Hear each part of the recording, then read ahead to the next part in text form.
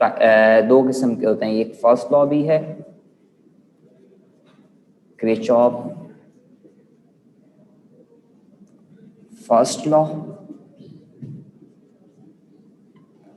और दूसरा Kirchhoff second law.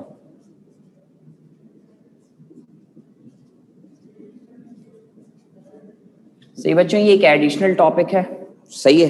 मैंने डिफरेंट ग्रुप में सब में पढ़ाया था, आपके ग्रुप में नहीं हुआ था, तो ये मैं आपको करा देता हूँ, आज टाइम दिया सर ने। तो ऐसा है स्टूडेंट कि हम किरचॉफ फर्स्ट रूल की बात करें अगर,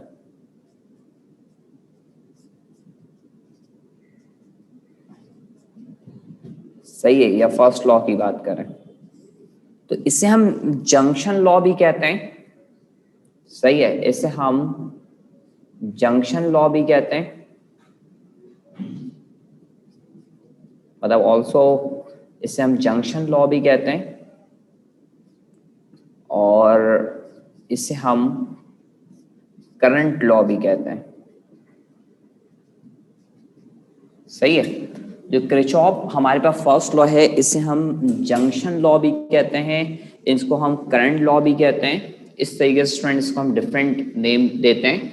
किरचॉफ फर्स्ट लॉ आपके पास करंट लॉ भी कहलाता है, जंक्शन लॉ भी कहलाता है। जंक्शन क्या होता है ये मैं आपके सामने अभी डिफाइन करूंगा। जंक्शन उस पॉइंट को कहते हैं जहां पे सारी वायरें आकर एक जगह पे ज्वाइंट होते हैं, उस चीज को हम जंक्शन का नाम देते हैं। स्टेटमेंट पढ़ते हैं, इसकी स्टेटमेंट देखिएगा।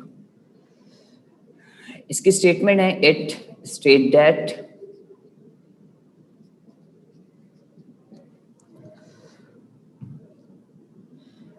the algebraic sum of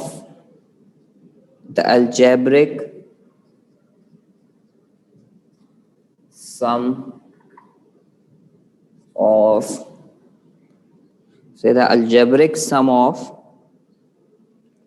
all the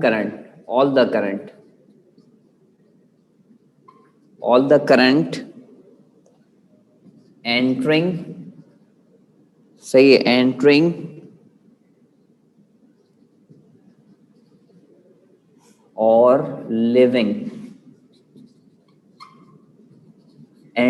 or living a junction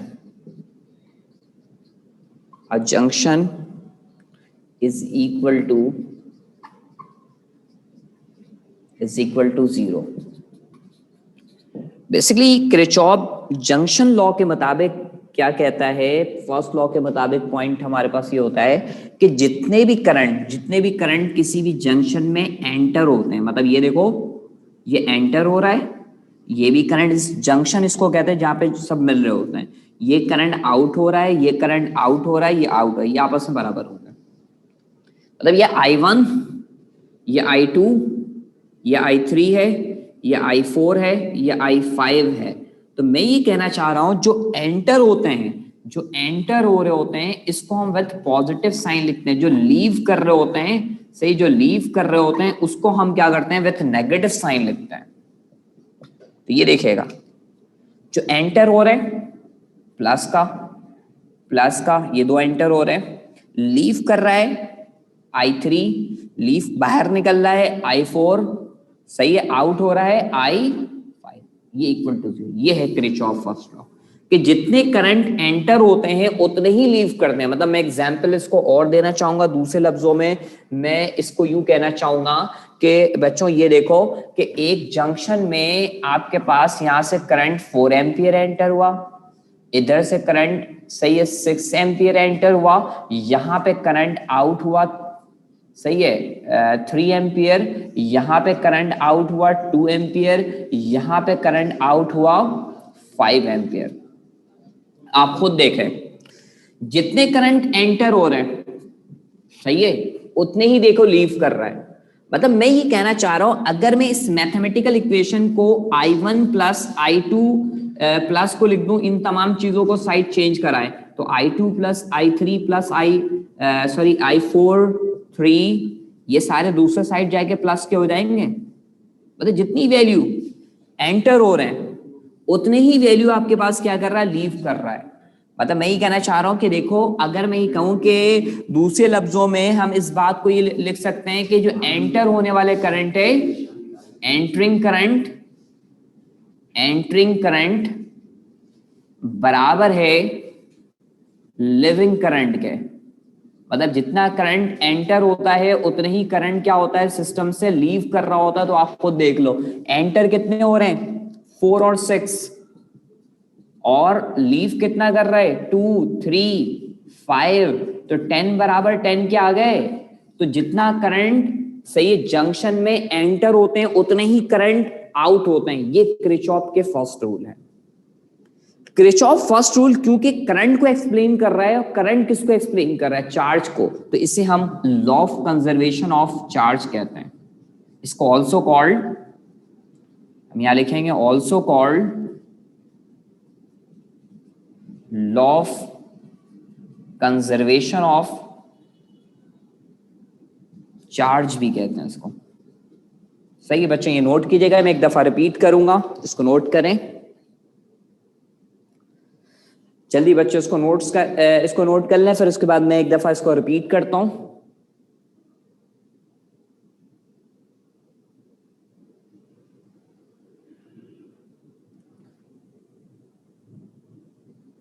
सही, देखें फिर से मैं एक दफा, मैंने किरचॉफ लॉ की बात की या किरचॉफ रूल की बात करते हैं। तो किरचॉफ फर्स्ट लॉ भी होते हैं, किरचॉफ सेकंड रूल भी होते हैं, या लॉ हम क्या है। किरचॉफ फर्स्ट लॉ को हम जंक्शन लॉ भी कहते हैं, करंट लॉ भी कहते हैं। इसके मुताबिक स्टेटमेंट है, it state that the algebraic sum of all current entering और लिविंग से अ जंक्शन, सही है, या in a junction, in a junction से इज इक्वल टू 0।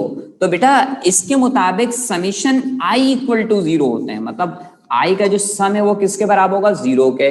तो जितने करंट एंटर होते हैं उसको हम प्लस का लिखते हैं, जो करंट लीव करते हैं उसको हम माइनस का लिखते हैं।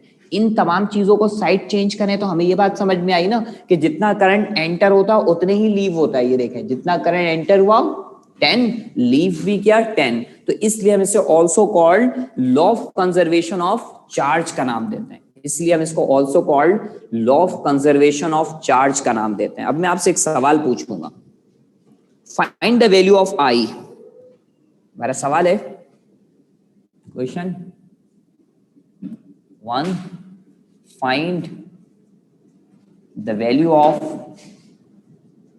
आई। आई की वैल्यू बतानी है।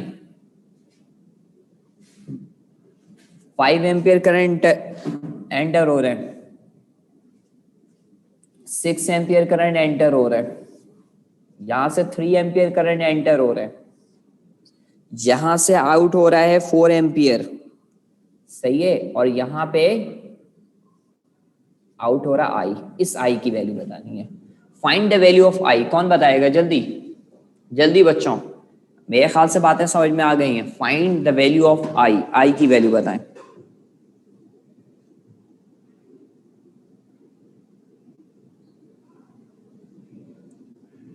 सही है, वेरी गुड बच्चों, आप लोगों ने बिल्कुल सही बताया। देखिए बच्चों, जितनी करंट एंटर हो रहे हैं, जो करंट एंटर हो रहा है उसी को स्टूडेंट में कह रहे हैं, जितने करंट एंटर हो रहे हैं, एंटर होने वाला 1, 2 और ये 3 है, 3 एंटर हो रहे हैं, 5, 6 और 3। देखो मेरा पॉइंट ये है कि एंटरिंग करंट लिविंग करंट आपस में बराबर होते हैं। तो एंटरिंग करंट कौन कौन से हैं, 5, 6 एंड 3, इनको लिख लिया। और लिविंग करंट कितने, 4 एंड आई। ये पूरा कितना होगा, 14, और ये माइनस का 4। तो आई की वैल्यू कितनी आ गई, 10 एम्पियर हो गया। ये हो गया, ये आपके पास इस तरीके से 10 एम्पियर इसका राइट आंसर हो गया। सही है, ये आपके पास इस तरीके से यहां पे पॉइंट इस तरीके से क्लियर हो गया। सही बात है, क्लियर है। पहले ये बताओ, यहां तक डन हो गया। एक और सवाल पूछता हूं आपसे, सेकंड क्वेश्चन लिखिएगा, क्वेश्चन नंबर 2।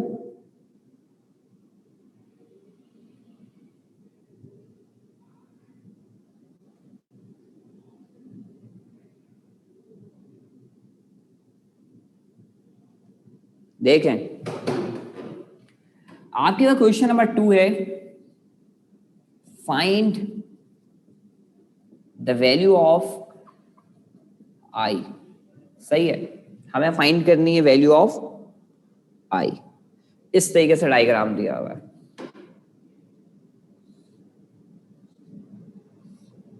ये करंट इस जंक्शन में एंटर हो रहा है और यहां पे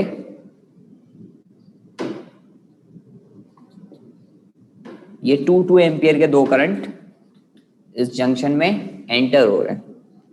इस तरीके से स्टूडेंट हमारे पास इसमें यहां से यहां पे कुछ करंट आउट हो रहे हैं, ये यहां पे ये आई हमें निकालना है, इसकी वैल्यू 1.3 एम्पियर है। ये आपके पास क्वेश्चन दिया हुआ है। Option A 1.7 ampere, option B 3.7 ampere और सी में इसी तरीके से आपके पास 4 एम्पियर है, डी में सही है 4 एम्पियर है और 1 एम्पियर है।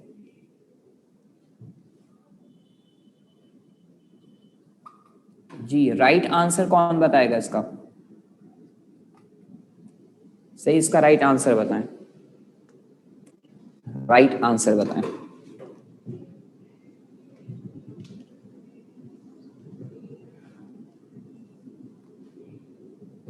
जी 1.7 राइट आंसर है। आप में से वो तमाम बच्चे जो 1.7 बता रहे हैं वो बिल्कुल सही बता रहे हैं। देखिए, एक तो आप डायरेक्ट भी कर सकते हो और एक तरीकाकार ये है, बहुत ही आसान है। देखें, आपको इस बात को याद रखना है सिर्फ कि जितना करंट एंटर होगा उतना ही करंट लीव करेगा। इस पॉइंट को आपने याद रखना है। करंट कितना एंटर कर रहा है? 2 और 2, तो लीव कितना करेगा? 4। भाई देखो, दो ये 2 अंदर यहाँ पे इस जंक्शन में ए जंक्शन इसका नाम रख रहा हूं, इसका बी नाम रखा, इसका सी नाम रखा।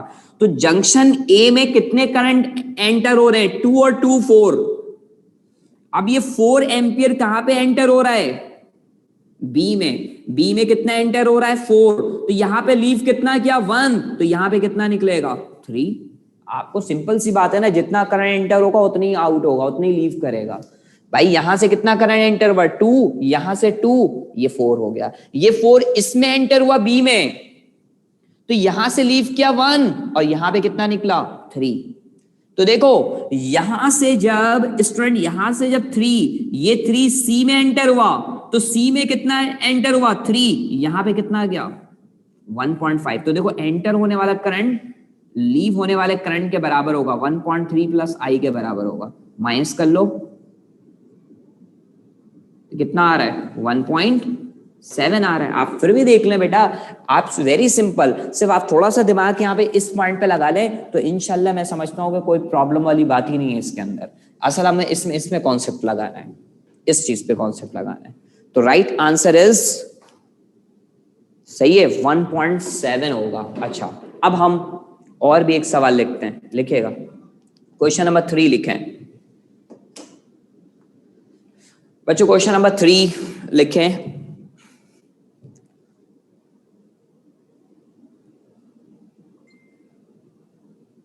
देखिए क्वेश्चन नंबर 3 क्या है। जो हमारा क्वेश्चन नंबर 3 है, इसमें लिखेगा किरचॉफ फर्स्ट लॉ। एक वर्डिंग का क्वेश्चन है, मैं इसको यहां पे लिख देता हूं फिर से। Kirchhoff first law,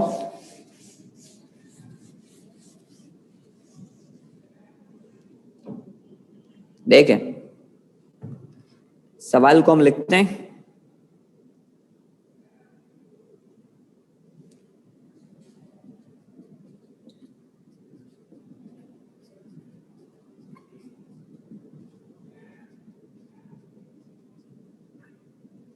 That is summation I equal to 0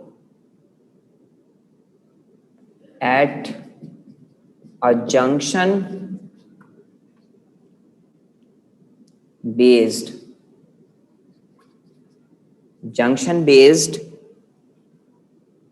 on law of conservation of, law of conservation of, junction base law of conservation of. Option A charge, option B energy, option C momentum, option D angular momentum. जी बच्चों, बहुत ही simple question मेरा बच्चा, बहुत ही simple question. तो आप सबको पता है कि ये ऑल्सो कॉल्ड क्या कहलाता है? पहला लॉ। आप सबको पता है बच्चों? तो आप सब कहेंगे सर कंजर्वेशन ऑफ चार्ज है, तो ए ऑप्शन होगा। Question 4, find the value of, find the value of I, I की वैल्यू बता दें। तो आई की वैल्यू स्टूडेंट अगर हमें निकालनी है, ये इस तरीके से एक सवाल है, स्क्वायर बना हुआ ही देखें। इसमें स्टूडेंट यहां पे आपके पास इस तरीके से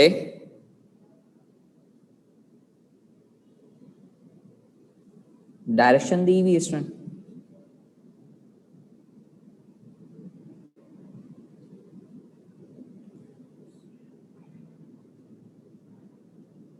ये 15 एम्पियर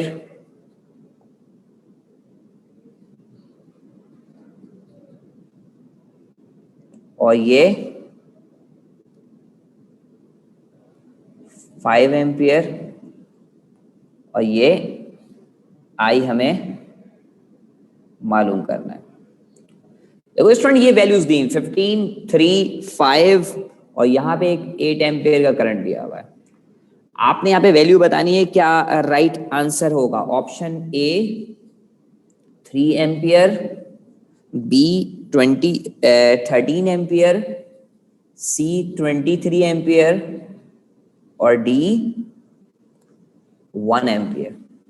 बच्चों आप एक डायरेक्ट बना सकते हैं और एक आप कंप्लीट कॉन्सेप्ट के साथ बना सकते हैं। देखिए जितना भी करंट एंटर हो रहा है उन सबको स्टूडेंट प्लस का ले लें, जो आउट हो रहा है उसको माइनस का ले लें, फिर भी आंसर आएगा। मतलब 15 एंटर हो रहा है, सही है, 3 एंटर हो रहा है और 5 भी एंटर हो रहा है और उसके बाद हमें ये आई निकालना है, ये आई माइनस इक्वल टू आउट हो रहा है, तो ये 23 आ रहा है। अब आपके जहन में है सर ये वाला 8 कहाँ गया, तो 8 भी समझा देता हूं। एक तो ये तरीका कार है, 23 इसका राइट आंसर है। एक और तरीका कार है, अब आपके जहन में कुछ बच्चे ऐसे होंगे सर 8 जो है वो कहाँ गया, तो ये सुनिएगा। अब जो 8 का हिसाब किताब लगा रहे हैं वो भी देखें, 8 वाले ये देखें, इस जंक्शन का नाम ए है, इसका नाम बी है, इसका नाम सी है, इसका नाम डी हमने रखा। आप देखें जंक्शन ए में कितने करंट एंटर हो रहे हैं, ये दोनों एंटर हो रहे हैं यहाँ पे ए में, 8 और 15, 23 निकलेगा यहां से। अब इस बी में कितना एंटर हो रहा है, 23 और 3, तो ये कितना निकलेगा, 26 एम्पियर निकलेगा यहां से। अब यहां पे देखें, आप इस वाले में देखें, पहले डी की बात कर लेते हैं, ये तो हमें फाइनली मालूम करना है तो हम इसमें पहले आ जाते हैं। देखें इस वाले में कितना एंटर हो रहा है, ये, और इसका हमें नहीं पता, ये 2 एंटर हो रहे, ये आउट हो रहा है। तो जो आउट हो रहा है उसको और जो एंटर हो रहा है इसको हमने आई ले लिया, मतलब आई डैश ले लिया या कुछ भी आपने नाम रख लिया, तो ये 5 प्लस आई डैश हो गया। तो आई डैश की वैल्यू कितनी आएगी, 3 एम्पियर, ये साइड चेंज होगा, 8 माइनस 5 कितना होगा, 3 एम्पियर आ गया। तो यहाँ पे करंट कितना आ रहा है, 3। तो यहाँ पे एंटर हो रहे हैं, हमें ये वाला निकालना है, ये वाला करंट निकालना है। यहाँ पे एंटर हो रहा है 26 और आउट हो रहा है 3, तो देखो यहाँ पे इसकी जो इक्वेशन बनेगी वो क्या होगी, 26 और 3 प्लस आई, इसको साइड चेंज करा ले, 23 आ रहा है। एक ये भी मेथड है जिसमें 8 को भी हमने काउंट किया, और जिसमें हम डायरेक्ट कर रहे हैं तो जो कॉर्नर है सिर्फ उसको हम स्क्वायर के कॉर्नर को ले रहे हैं, हम साइडों को नहीं ले रहे। तो आप इस तरीके से भी बना सकते हैं, इस तरीके, दोनों तरीके से 23 आंसर आएगा। सही है, तो मैंने दोनों मेथड से बता दिया आपको, दोनों मेथड से बता दिया, आंसर 23 आ रहा है। अब हम किरचॉफ सेकंड लॉ की बात करेंगे, ये तो हमारा किरचॉफ फर्स्ट लॉ था, सही। किरचॉफ के सेकंड रूल के हवाले से बात करेंगे। देखिएगा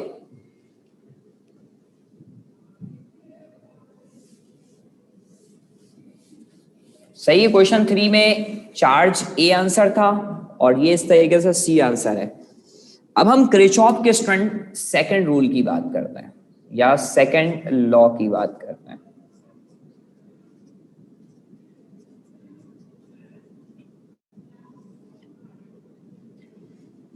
इसमें समीशन करंट जीरो था, अब summation voltage equal to zero होगा। अब आपके पास क्या होगा? सही है। अब हम यहां पे क्या करेंगे? समीशन करंट की बात करेंगे। सही है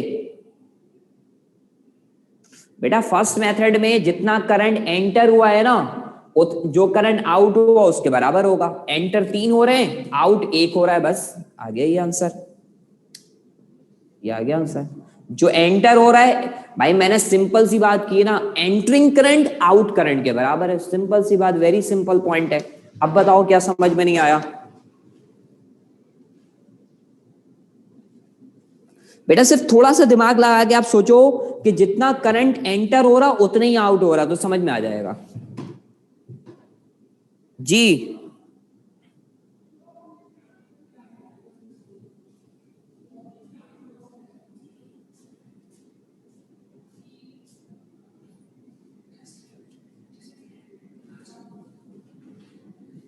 माइक चल रहा है यहाँ का? चल रहा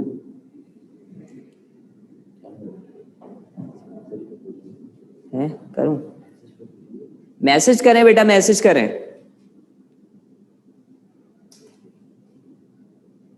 बेटा अभी फिलहाल तो ये टॉपिक करें, फिर उसके बाद हम बात करेंगे, टाइम बचेगा तो। सही है। फिलहाल तो अभी हम पहले इस टॉपिक को पढ़ेंगे।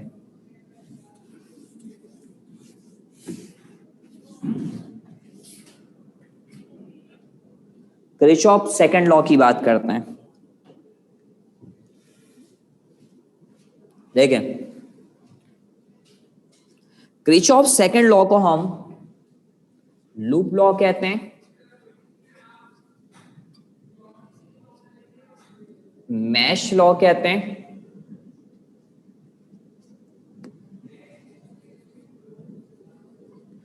सही है, या हम इसको पोटेंशियल लॉ भी कहते हैं।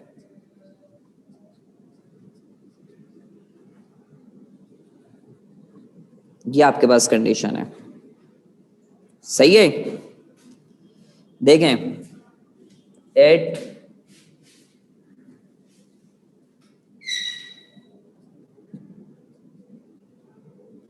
state that the algebraic sum of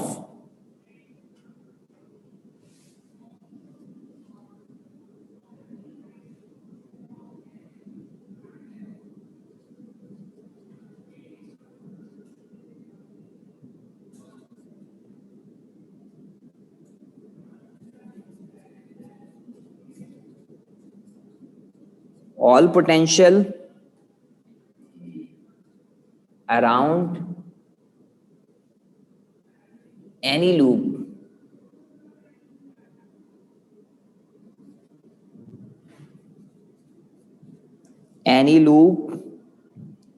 is zero। सही है। देखें, इसके मुताबिक summation v equal to zero होता है। Summation v equal to zero होता है, मतलब जो हमारा सेकंड लॉ है इसके मुताबिक समीशन। अब वोल्टेज क्या होता है? वर्क डन पर यूनिट चार्ज होते हैं, तो इसे हम also called law of conservation of energy कहते हैं। इसे हम also called law of conservation of energy कहते हैं। इसमें हम वोल्टेज निकाल रहे होते हैं summation v equal to zero को लेकर, मतलब इस टाइप के में हमें क्या निकालना होता है? वोल्टेज निकालना होता है। अब जैसे एक क्वेश्चन है हमारे पास कि किरचॉफ सेकंड रूल से बेस पे हम एक क्वेश्चन पढ़ते हैं। सही, एक सवाल हमारा है,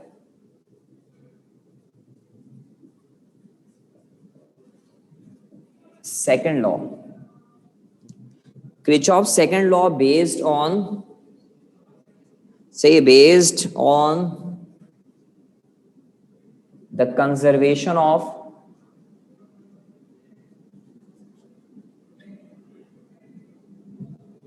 ऑप्शन ए चार्ज होगा, option B energy, option C momentum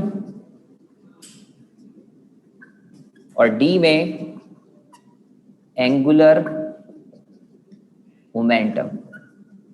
बताओ क्या राइट आंसर होगा इसमें, राइट आंसर बताएं। सही है, बी हो जाएगा एनर्जी, कंजर्वेशन ऑफ एनर्जी होता है। एक सवाल और है देखिएगा, क्वेश्चन नंबर 2। सही है, question number 2, in the circuit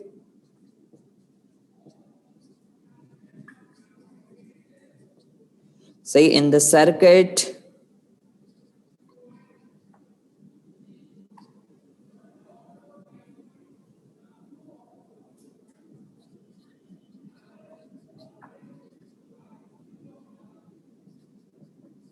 potential difference between x and y, say x and y will be, say x and y will be, ये एक पॉइंट है।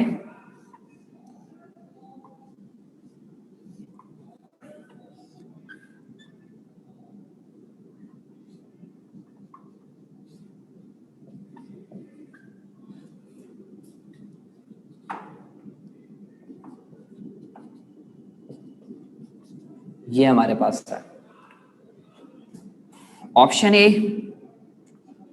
20 volt,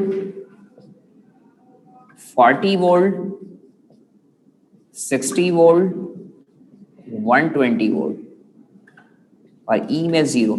basically student very easy question है, इसको solve नहीं करना, आप direct बता सकते हैं। स्टूडेंट बताओ क्या राइट आंसर होगा इसमें, आप डायरेक्ट बता सकते हैं। वेरी सिंपल पॉइंट है, आप डायरेक्टली बता सकते हैं। 120 बेटा होगा। 120 क्यों होगा?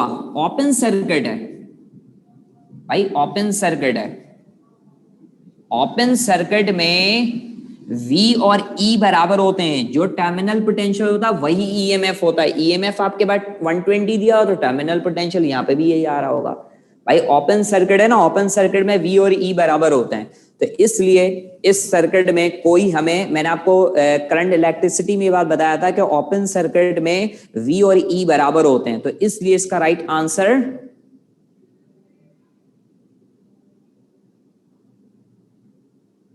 जी बेटा। तो बस ये हमें एक्स्ट्रा टॉपिक यहीं तक पढ़ना था। जो एडिशनल टॉपिक मैंने आपको कहा था ये किरचॉफ लॉ है, जो मैंने आपको करा दिया स्टूडेंट, एडिशनल टॉपिक है। सही है, तो हर क्लास में मैंने कराया था, तो आपकी क्लास में भी करा दिया। अब मैं पेपर के हवाले से बात करूंगा कि पेपर में आप कुछ पॉइंट पूछना चाह रहे हैं। अच्छा, दूसरी बात स्टूडेंट मैं आपको बता दूं, जो पीयर प्रोडक्शंस का टॉपिक है उसमें न्यूमेरिकल आपने नहीं करनी। बुक की 2 एग्जाम्पल है, उसको मैंने कैंसिल किया हुआ है। सही है, पेयर प्रोडक्शंस के हवाले से अगर कुछ बच्चे कह रहे हैं कि थोड़ा सा बता दें, तो मैं आपको बता दूं भाई, एक थोड़ा सा थ्योरी का टॉपिक है, मैं आपके सामने थोड़ा सा एक्सप्लेन कर देता हूं उसको, पेयर प्रोडक्शंस को। फिर उसके बाद मैं पेपर में से, बेटा देखो पढ़ाने का मौका दोगे ना, सारी चीजें इंशाल्लाह डिस्कस होंगी। जब बीच में आप मैसेज करते हैं ना, मैं आपका मैसेज पढ़ूंगा, आपको जवाब दूंगा, टाइम जाया होगा। तो हम पढ़ेंगे तो देखो भी ये टॉपिक हो गया। अब हम पेयर प्रोडक्शन भी कर रहे हैं, इंशाल्लाह पेपर में भी जो डिफिकल्ट क्वेश्चंस है उसको मैं सॉल्व कर दूंगा आपके सामने। वैसे पेपर वेरी इजी पेपर है, मैं समझता हूँ। सही है, लेकिन आप फिर भी कह रहे हैं डिस्कस करना है, हम करेंगे, टेंशन नहीं ले, आप पढ़ाने का मौका दें मुझे सिर्फ। हम पेयर प्रोडक्शंस की अगर बात करते हैं तो पेयर प्रोडक्शंस में क्या होता है देखिएगा। सबसे पहले मैं आपको एक बताना चाहूंगा कि एक हमने पढ़ा था photo electric effect.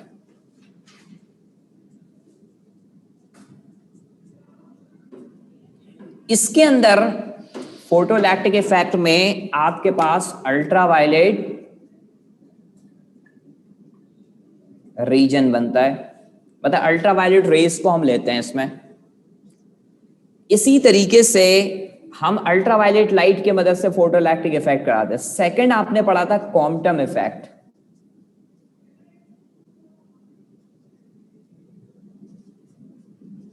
Quantum effect पढ़ता, सही। क्वांटम इफेक्ट में हम एक्सरेज फोटोन की बात कर रहे थे। एक्स रेज फोटोन की बात कर रहे थे। और इसी तरीके से नंबर 3 जो हम बात करेंगे पेयर प्रोडक्शंस की, इसके अंदर आपने जो यूज किया था वो गैमा रे फोटोन यूज किया था। हम डिफरेंट टाइप्स के फोटोन यूज करते हैं। यहाँ पे अल्ट्रावायलेट फोटोन था और इसके अंदर गैमा रे फोटोन है। इन तीनों की इंट्रैक्शन किसके साथ है? मैटर के साथ है। इसमें भी आपने मैटर को अल्ट्रावायलेट दिया तो उसने क्या किया? अल्ट्रावायलेट रेस के अल्ट्रावायलेट को उसने एब्जॉर्ब करके इलेक्ट्रॉन को एमिट करा दिया। फोटोइलेक्ट्रिक में ये होता है भाई। देखें, अल्ट्रावायलेट की एनर्जी कम होती है, सबसे ज्यादा गैमा रेज होता है, उससे कम एक्स रेज होता है, सही है, उससे कम क्या होती है? अल्ट्रावायलेट की एनर्जी होती है। तो अल्ट्रावायलेट एनर्जी क्योंकि कम था तो उसने पूरा का पूरा एब्जॉर्ब किया, इलेक्ट्रॉन को इमिट करा दिया है। इसको हम फोटोइलेक्ट्रिक इफेक्ट कहते हैं। एक्स रेज एनर्जी उससे ज्यादा है तो उसमें क्या हुआ कि इसने क्या किया स्टूडेंट? एक्स रे आकर इलेक्ट्रॉन से टकराए स्टूडेंट, कुछ एनर्जी इलेक्ट्रॉन ने एब्जॉर्ब करके इधर मूव कर गए और एक्स रे को इसने स्कैटर्ड भी कर दिया। क्योंकि एनर्जी ज्यादा था तो कुछ उसने एब्जॉर्ब भी की और कुछ लाइट को स्कैटर्ड कर दिया। स्कैटर्ड लाइट का टकरा के मुड़ जाना। लेकिन पेयर प्रोडक्शंस में क्या होता है आप देखिएगा, मतलब ये 3 डिफरेंट मैटर से इंट्रैक्शन है ना, इसको हम मेटलर्जी ऑफ एनर्जी भी कहते हैं, कि मेटलाइजेशन ऑफ एनर्जी कहते हैं। क्यों कहते हैं भाई? क्योंकि तीनों की इंट्रैक्शन जो मैटर से, तो तीनों ने अलग अलग बिहेव क्यों किया? उसकी एनर्जी का डिफरेंस है, फोटोन की एनर्जी का डिफरेंस है। ये सारे फोटोन होते हैं, गैमा रे भी फोटोन है, लाइट इज अ फोटोन, सही है। तो गैमा हायर एनर्जी वाला फोटोन, एक्स उससे कम एनर्जी वाला, अल्ट्रावायलेट उससे कम, विजिबल उससे कम, इंफ्रारेड उससे कम। मतलब ये सारे फोटोन हैं, एनर्जी का डिफरेंस है इन सबके पास। आगे देखिएगा, पेयर प्रोडक्शन में एक न्यूक्लियस है, ये न्यूक्लियस है। हम यहां से गैमा रे फोटोन को भेजते हैं इसके पास। एक वर्ड यहां पे यूज किया गया किताब में, वैसिनिटी, VINICITY। वैसिनिटी मीन होता है नजदीक, वैसिनिटी नजदीक, उसके करीब से गुजरेगा। ये गैमा फोटोन जब न्यूक्लियस की वैसिनिटी पे आता है तो 2 बन जाते हैं, एक माइनस इलेक्ट्रॉन और एक पॉजिट्रॉन। इन दोनों का मास बराबर होता है आपस में, सिर्फ चार्ज का डिफरेंस होता है। देखें, हमें स्टूडेंट जो मॉडर्न फिजिक्स है उसके मुताबिक हम ये बात जानते हैं कि हम इलेक्ट्रॉन की एनर्जी को फाइंड आउट कर सकते हैं।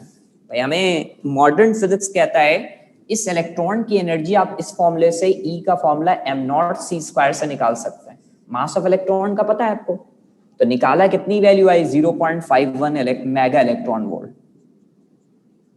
आपने पॉजिट्रॉन की भी निकाली, ये इलेक्ट्रॉन का निकाला, फिर आपने पॉजिट्रॉन का भी इससे निकाला, m0c²। मास ऑफ इलेक्ट्रॉन का पता है ना, 9.110 की पावर -31 स्पीड ऑफ लाइट, तो इसकी वैल्यू भी कितनी आई? 0.51 मेगा इलेक्ट्रॉन वोल्ट। तो अब ये बात समझ में आई कि जो गैमा फोटोन यहां से इसकी न्यूक्लियस की वेसिनिटी पे जा रहा है वो कम से कम कितनी एनर्जी लेकर जाए? इतनी एनर्जी लेकर जाए। देखिए, प्लस करके देख ले दोनों को, यही वैल्यू आएंगी बच्चों। भाई 1 1 2 हो गया और 5 and 5 0, 1 बच गया, 10 का 1 बच गया, 1 को इधर ऐड कर लिया, तो इतनी एनर्जी लेकर भेजेंगे इसको।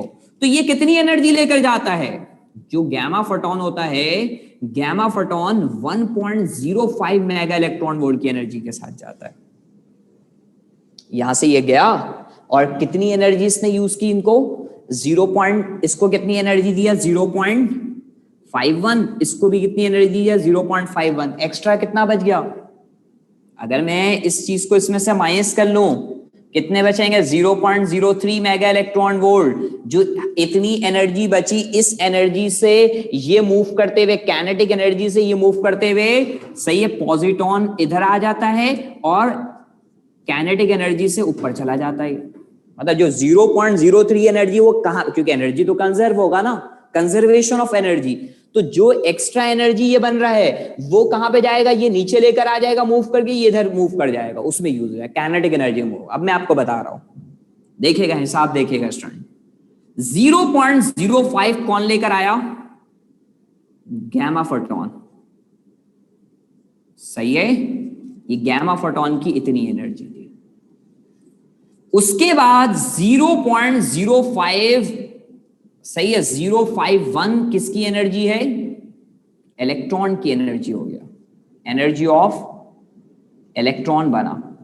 फिर plus 0.51 energy of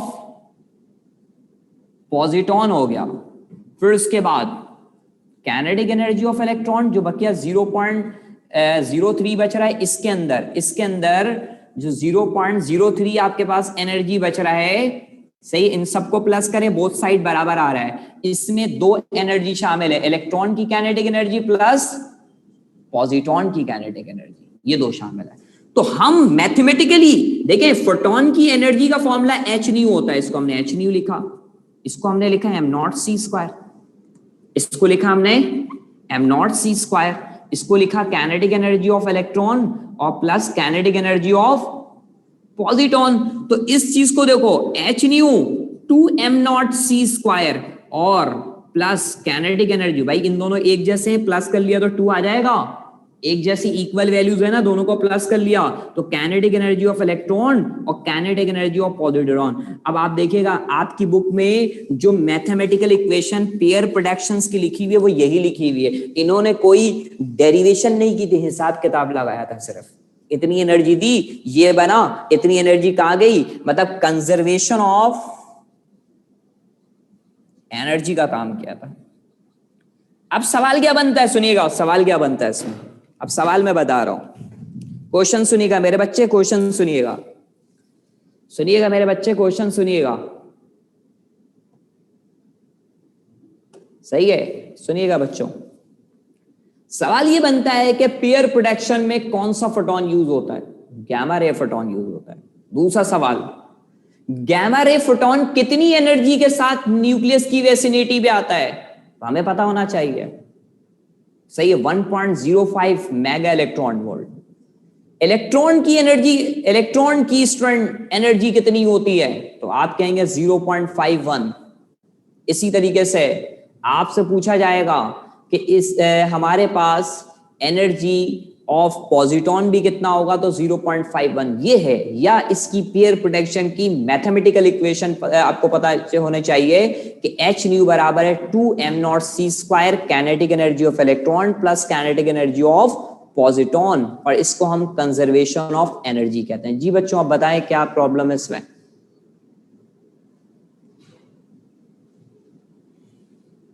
electron positron का मास बराबर होता है, हाँ, मेटेरियलाइजेशन ऑफ एनर्जी भी कहते हैं पेयर प्रोडक्शंस को। जी बेटा जवेरिया, जी बेटा आप सही है, मैं इलेक्ट्रॉन और पॉजिट्रॉन का मास बराबर होता है, सही बात है, सही है, और प्रोटॉन और न्यूट्रॉन का नियरली इक्वल टू होते हैं, सही है।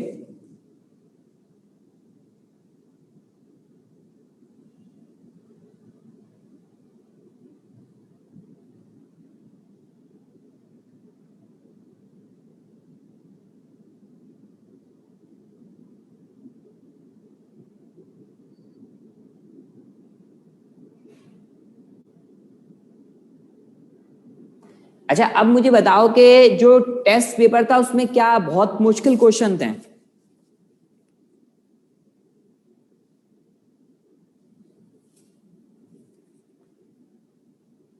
अच्छा अगर कोई क्वेश्चन आप मुझे बता सकते हैं तो मैं उसी पर्टिकुलर क्वेश्चंस को ही डिस्कस करूँ। जैसे एक या दो क्वेश्चंस का आंसर का प्रॉब्लम था, वो तो जो एक बॉयल्स लॉ वाले थे उसमें तो आंसर कंप्यूटर ने गलत कर दिया था, सही है, वो आप लोग सही थे तो उसको सही काउंट कर लें आप लोग। दूसरा एक सवाल आपके पास था जिसमें दो आपके पास एक मैग्नेटिक फील्ड और इलेक्ट्रिक फील्ड दिया हुआ था, वेलोसिटी निकालनी थी। मैं उस सवाल को बता देता हूं, उसके फॉर्मूले वैसे बुक में है।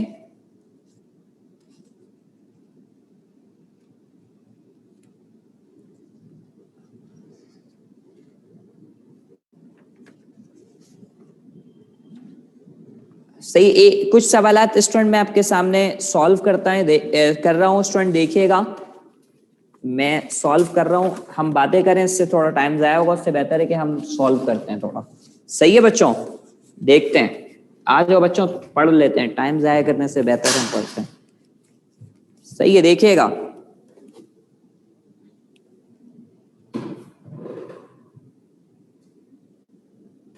देखो, एक सवाल था स्टूडेंट, कुछ क्वेश्चन मैं आपके सामने सॉल्व कर रहा हूं, देखें।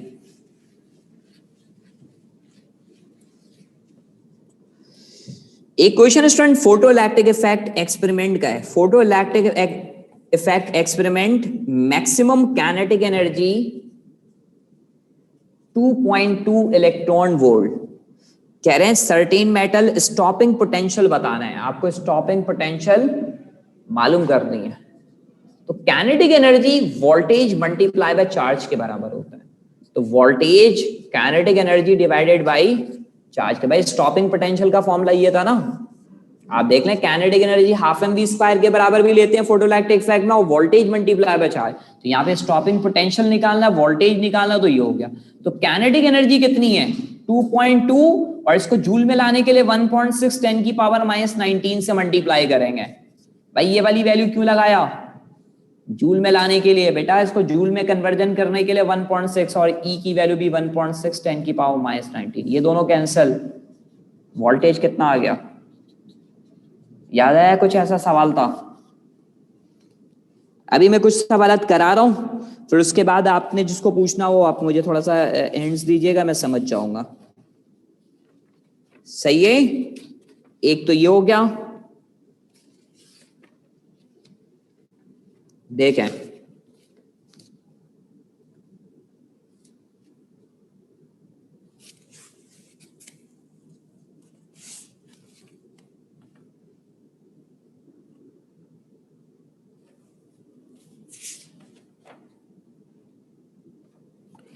एक सवाल था जिसके अंदर वेलोसिटी निकालनी थी, ई और उसकी वैल्यू दी हुई थी स्टूडेंट, बी की वैल्यू। मैं उस सवाल को बताता हूं कि आपके पास, सही है, वेलोसिटी, इसको जल्दी नोट करें। मैं इसको एक सवाल और बता रहा हूं जिसमें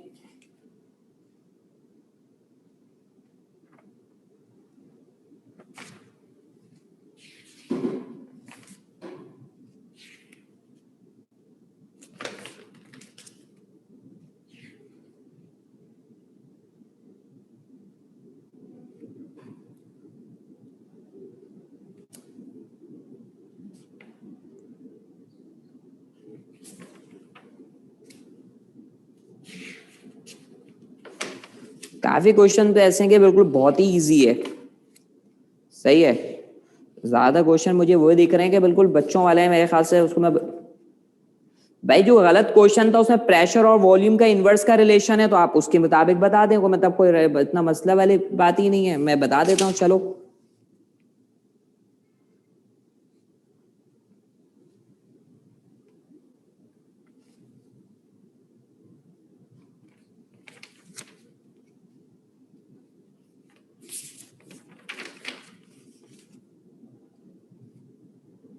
ये देखें, एक सवाल है स्टूडेंट जिसमें कह रहे हैं a proton enter magnetic field, से magnetic field of 10 tesla, electric field 2000 newton per coulomb. एक सवाल आपके पास इस कैसे दिया हुआ था, बी की वैल्यू 10 टेस्ला था और ई की वैल्यू 2000 न्यूटन पर कूलम थे। सही है, और इस कंडीशन में वेलोसिटी बतानी थी प्रोटॉन की। तो v का फॉर्मूला होता है E अपॉन बी। अब आप बुक उठाइएगा, एक formula student E upon m का टॉपिक, जहां पे बुक में चैप्टर 14 में E अपॉन m है ना, आप देखेंगे एक फॉर्मूला ये भी दिया हुआ है। तो E की वैल्यू 2000 है और नीचे 10 है, तो कितना आएगा 200 मीटर पर सेकेंड। चैप्टर 14 उठा के देख लें, ये आपको मिल जाएगा फॉर्मूला।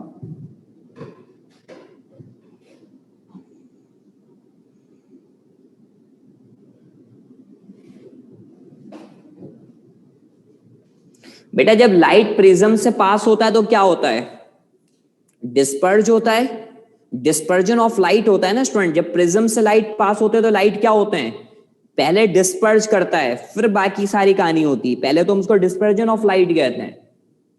प्रिज्म से जब भी लाइट पास होता है तो वो डिस्पर्जन ऑफ लाइट कहलाता है। भाई गिवन को देखते हुए फॉर्मूला लगाते हैं। वर्क फंक्शन का फॉर्मूला हम उस वक्त लगाएंगे जब गिवन को देखते हुए हम फॉर्मूला अप्लाई करेंगे। आपके पास सारी चीजें दी हुई, वेवलेंथ वगैरह दिया हुआ है क्या वोल्टेज निकालने के लिए? नहीं दिया हुआ तो उसकी जरूरत ही नहीं है हमें।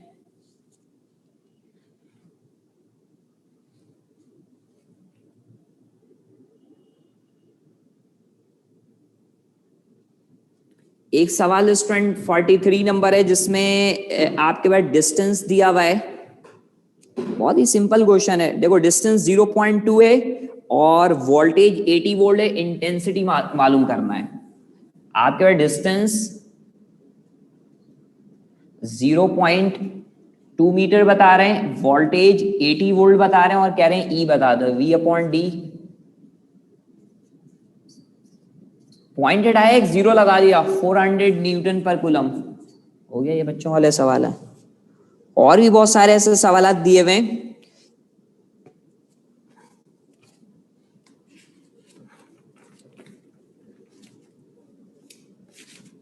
ये देखें,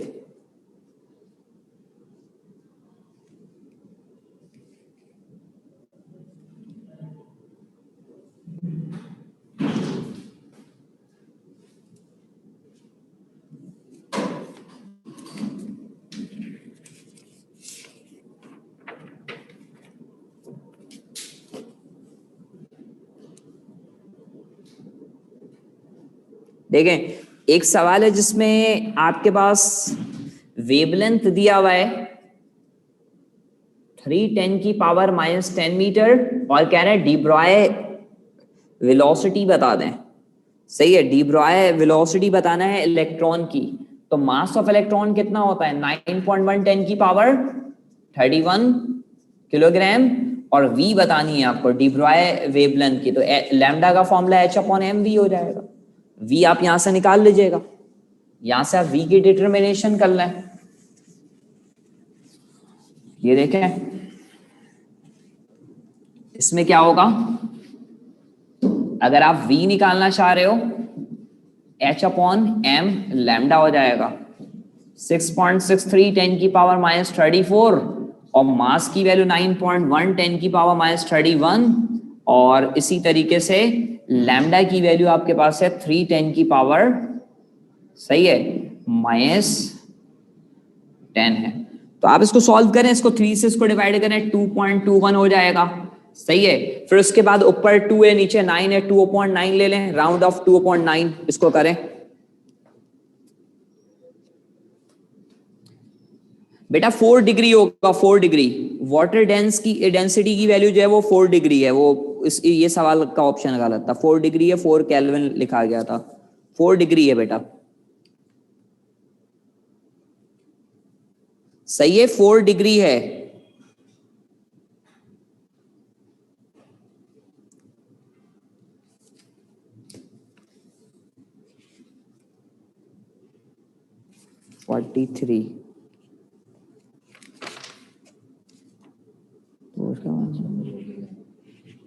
तो बोल रहा सवाल बताओ बेटा, 43 से नहीं समझ में आएगा। 400 थोड़ा सा सवाल क्या है हिंट्स दे, मैं समझ जाऊंगा। अच्छा, थ्रेशोल्ड फ्रीक्वेंसी वाला, सही है, ओके बता रहा हूं। ये देखें हमारे पे ये क्वेश्चन जो है स्टूडेंट लिखा हुआ था, the work function of a certain metal, work function of the certain metal कितना दिया हुआ है? 3.7 इलेक्ट्रॉन वोल्ट है और हमें थ्रेशोल्ड फ्रीक्वेंसी निकालनी है। तो भाई फाई नॉट का फॉर्मूला होगा h न्यू नॉट के, यही थ्रेशोल्ड फ्रीक्वेंसी है। तो ये frequency phi not upon h हो जाएगा। तो इसको आप 3.7 10 की पावर, इसके साथ आप पहले इसको जूल में करने के लिए 1.6 10 की पावर -19 लोगे और डिवाइडेड बाय 6.63 10 की पावर -34 कर लो, ये आंसर आ जाएगा थ्रेशोल्ड फ्रीक्वेंसी। सही है, ये काम करेंगे।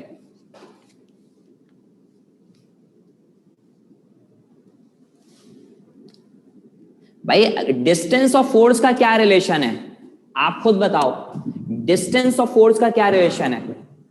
मेरे बच्चे ये सब सवाल तो बिल्कुल बच्चों वाले हैं। देखें अगर क्वेश्चन में कोई प्रॉब्लम है तो वो एक अलग मसला है। देखें ये इस तरीके से है, अगर डिस्टेंस को डबल कर रहे हैं हम तो फोर्स कितना होगा, 1/4 हो जाएगा, 1/4 हो जाएगा।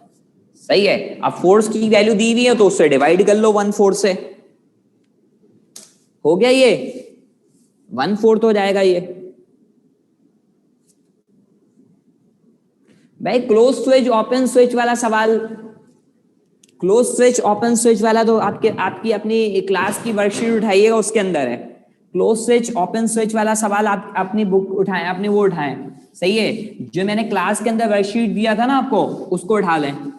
सही है, आपके पास देखो इसमें ईएमएफ की वैल्यू दी हुई है 6 वोल्ट और हमारे पास आर की वैल्यू 2.6 ओम्स था, स्मॉल आर 0.4 थे।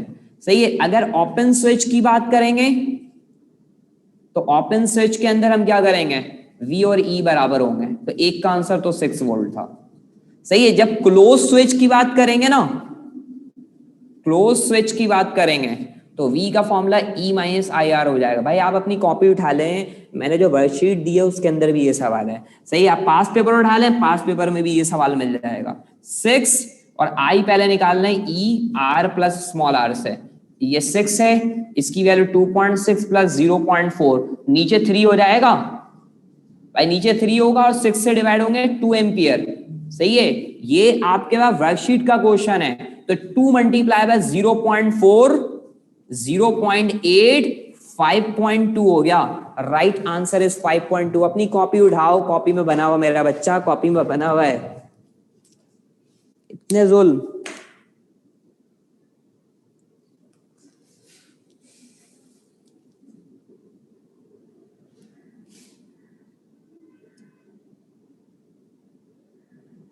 भाई स्पेस क्राफ्ट वाला सवाल मैंने कहा दिया।